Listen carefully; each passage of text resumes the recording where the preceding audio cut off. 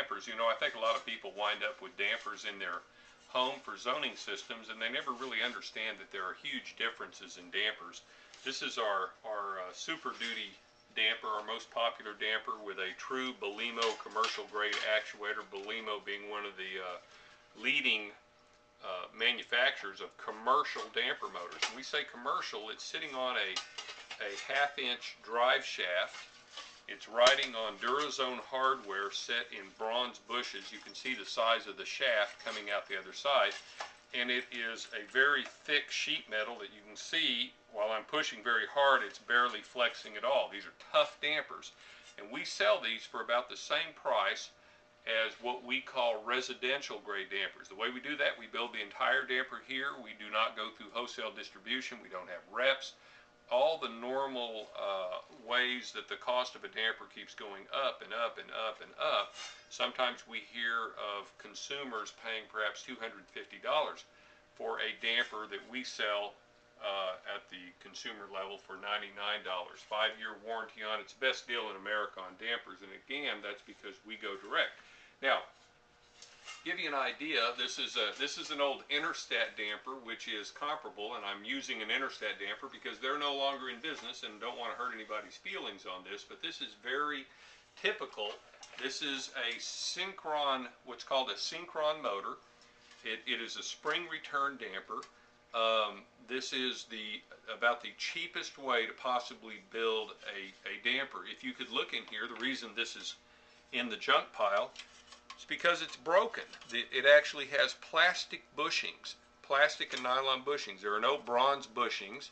There's not even a damper shaft in here. This is what you get when you try to build a damper the cheapest way possible, so that by the time it goes through several levels of markup, it can still be sold at a price that is deemed saleable. Take a look at the different motors here. If we had this operating right now, this motor, if it had sat there for about an hour, it'd be so hot you couldn't even touch it. That's how a spring return motor works. It actually runs the damper blade to the closed position, and then that motor continues to draw power. This, on the other hand, after being hooked up all night, you can't even feel it's warm because it depowers itself. So it stops pulling energy, and you go, well, how much could that little motor use?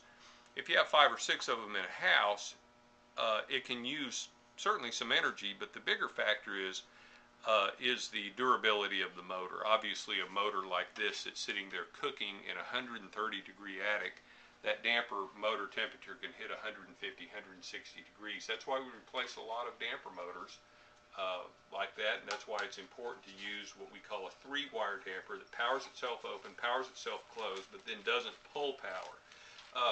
Lots of differences between what you get on dampers in terms of the durability. Another big advantage I don't think people understand on this damper, it's on a standard half-inch drive shaft.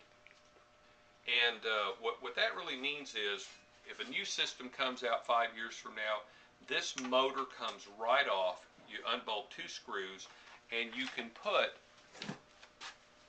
a host of different, this is a Honeywell ML6161 actuator, goes right on the same.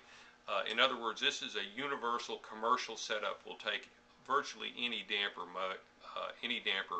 motor made. You never have to change this part. That's a few differences. I hear I'm running out of time. I could talk for a lot longer because there are so many differences between really true commercial grade dampers and old residential grade dampers that are built cheap and look like it once you really start looking at it. If this had been in your home, you wouldn't have changed out that motor. You would have had to rip the duct system apart, changed out the whole can. It does make a difference. Take a look at our SD dampers. Thank you.